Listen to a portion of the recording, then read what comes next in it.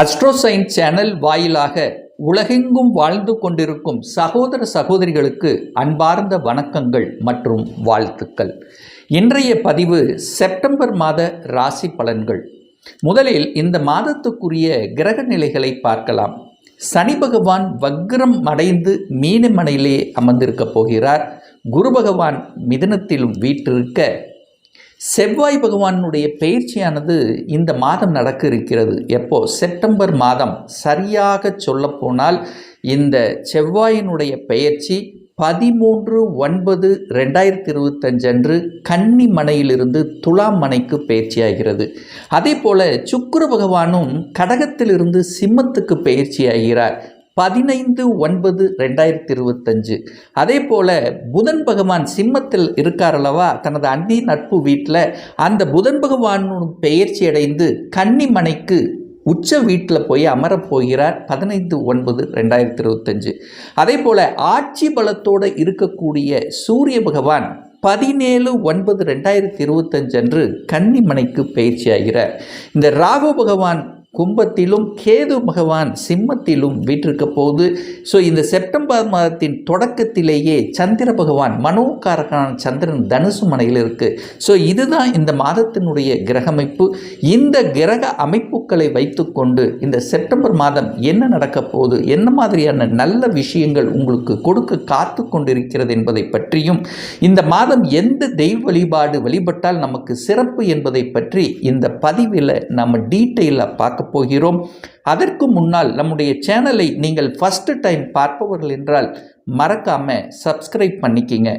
ரிஷபராசி அன்பர்களே, இந்த செப்டம்பர் மாதம் என்ன பலன், என்ன மாதிரியான நல்ல செய்திகளை கொடுக்கும் அப்படின்னு பார்க்கும் பொழுது, உங்கள் ராசிநாதன் என்று சொல்லக்கூடிய சுக்கிர பகவான் 4ஆம் இடத்துல போய் அமர்வது ஒரு நல்ல தன்மை. எப்போ போய் அமரப் போகிறார்?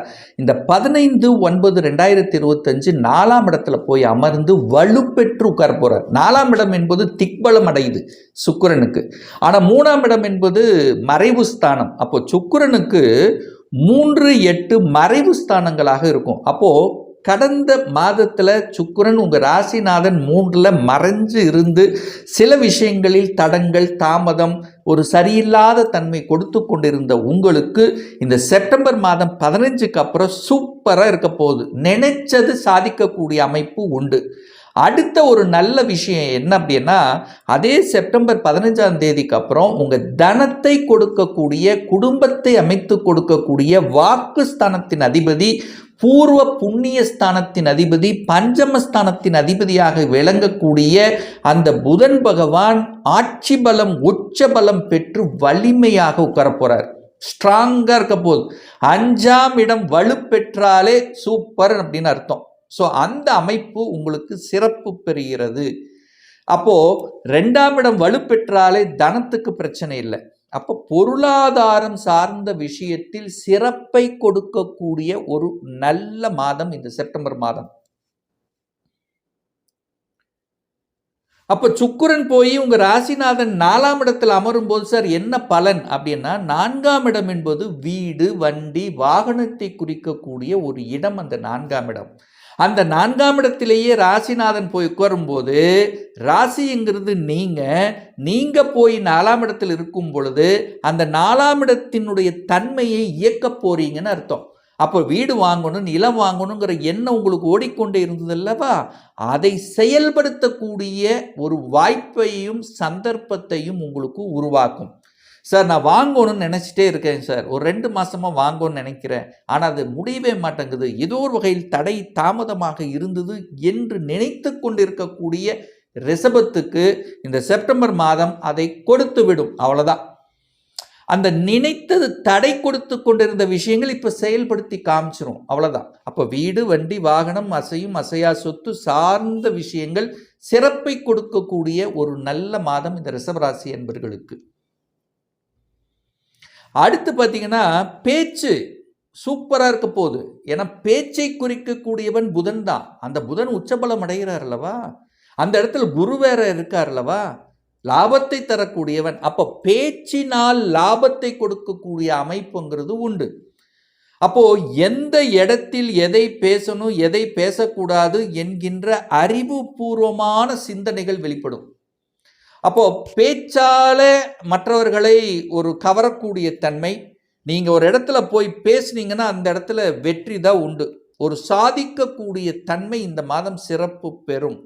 பேச்சால் வெற்றி, அதுவும் குறிப்பாக பேச்சை வைத்து செய்யக்கூடிய தொழில் இருக்கும் பாருங்க, புத்தி அறிவை வச்சு பேச்சால் பிழைக்கக்கூடிய ஆசிரியர்கள் அல்லது நிறைய விஷயங்கள் இருக்கு. பேச்சை வைத்து செய்யக்கூடிய அனைத்து விஷயங்கள், அனைத்து விதமான தொழில் இருக்கின்றவர்களுக்கும் வளர்ச்சியை கொடுக்கக்கூடிய ஒரு நல்ல மாதம் இந்த செப்டம்பர் மாதம் அப்படின்னு எடுத்துக்குவேன்.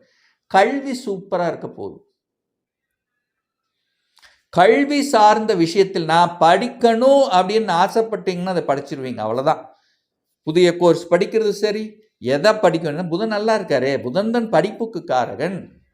அப்போ படிப்பு சார்ந்த விஷயத்தில் உங்களுடைய செயல்பாடுகள் திருப்திகரமாக இருக்கும். படிப்பு நல்லா வரும், படிப்புக்கு எந்த தடை கிடையாது, அறிவு நல்லா இருக்கும், புத்திசாலித்தனம் சூப்பரா இருக்க போகுது. அப்போ இந்த மாதம் அழகா அற்புதமா பூர்வ புண்ணியங்களை வலுப்படுத்தக்கூடிய ஒரு மாதம். பூர்வீகத்தை இதுவரை போய் பார்க்காதவங்க நிச்சயமா பூர்வீகத்தை போய் பார்க்க போறீங்க. பூர்வீகத்தில் எதையாவது ஒன்று பண்ணணும், பூர்வீகத்தில் தன்னுடைய பெயரை நிலைநாட்டணும்ங்கிற அந்த ஒரு எண்ணம் உங்களுக்கு மனசுல ஆழமாக பதிய வைக்கும். குலதெய்வத்தினுடைய அனுகிரகம் ஆசீர்வாதம் கிடைக்கப் பெறும். குலதெய்வத்தை சென்று வழிபட்டால் உங்களுக்கு அதீத பலன் கிடைக்கும் இந்த மாதம். குலதெய்வத்துக்காக ஏதாவது ஒரு காரியங்கள் செய்வது, தான தர்மங்களை செய்வது, இதெல்லாமே சூப்பராக இருக்கும். ஒரு நல்ல தான தர்மங்கள் செய்யணும் அப்படின்னா குழந்தைகளுக்கு நோட்டு, பென், பேனா இந்த மாதிரி ஏதாவது ஒன்று வாங்கி கொடுத்து பாருங்களேன், உங்களுக்கு தனம் அப்படியே ஒரு நல்ல விதத்தில் செழிப்பை கொடுக்கக்கூடிய அமைப்பை உருவாக்கிறோம். அப்போ குலதெய்வத்தினுடைய அருள் நிச்சயமாக உண்டு. பூர்வீகம் சிறப்பு பெறும். பதவி கிட்டும். 5ஆம் இடம்ங்கிறது பதவியை குறிக்கக்கூடிய இடம். பதவிக்காக எதிர்பார்த்து காத்து கொண்டிருக்கக்கூடிய இந்த ரிஷபத்துக்கு நிச்சயமாக பதவி ப்ரமோஷன் கிடைக்கக்கூடிய ஒரு நல்ல மாதம் இந்த செப்டம்பர் மாதம் எடுத்துக்கலாம். சார் எதிர்ப்பு பகை இருக்குதே, என்ன சார் பண்றது? எதிர்ப்பு பகை அப்படிங்கிற தன்மை நிச்சயமா கோபம் வரும், ஆக்ரோஷம் வரும். ஏன்னா 6ஆம் இடத்துல போய் செவ்வாய் உட்கார போறார். அப்போ நிச்சயமா கோபம், ஆக்ரோஷம் இதெல்லாம் உண்டு. ஆனால் செவ்வாய் சம்பந்தப்பட்ட துறையில் இருக்கின்றவர்களுக்கு கூடுதல் வளர்ச்சி, திடீர் அதிர்ஷ்டம், திடீர் தனலாபம். சார் செவ்வாய் சம்பந்தப்பட்ட தொழில் என்ன சார்? வீடு கட்டுறது, கட்டுமானம் சம்பந்தப்பட்ட, பில்டர் சம்பந்தப்பட்ட இந்த விஷயத்தில் இருக்கக்கூடியவர்கள், நிலத்தை வைத்து விவசாயம் செய்து கொண்டிருக்கின்றவர்களுக்கு திடீர் அதிர்ஷ்ட வாய்ப்புகள் கிடைக்கக்கூடிய ஒரு நல்ல மாதம் இந்த செப்டம்பர் மாதம் அப்படின்னு சொல்லுவேன். அதுவும் குறிப்பாக சொல்ல போனால் இந்த 13/9/2025 அப்புறம் சூப்பரா இருக்கு. குருவும் செவ்வாயும் பார்த்து கொண்டிருக்கக்கூடிய ஒரு காலகட்டம். திருமணம் சார்ந்த சுப காரியங்கள் நடக்கக்கூடிய தன்மையை உருவாக்கும், நிச்சயமாக உண்டாக்கும். இந்த மாதத்தினுடைய 13ஆம் தேதிக்குள்ள செவ்வாய் 7க்குரியவன் 5ஆம் இடத்தில் உட்கார்ந்துருக்கார். அப்போ 13ஆம் தேதி வரைக்கும் நல்லா இருக்கு. அதுக்கப்புறம் ஏன்னா 6ஆம் இடத்துல போய் 7ஆம் அதிபதி 6ஆம் இடத்துல இருக்கும்போது சில தடைகளை கொடுக்கும் அல்லவா? அப்போ 13ஆம் தேதி வரை திருமணம் சார்ந்த சுப காரியங்கள் தங்கு தடையில்லாமல் நடக்கக்கூடிய அமைப்புகளும் சந்தர்ப்பங்களும் நிச்சயமாக உருவாக்கும் இந்த ரிஷபராசி அன்பர்களுக்கு.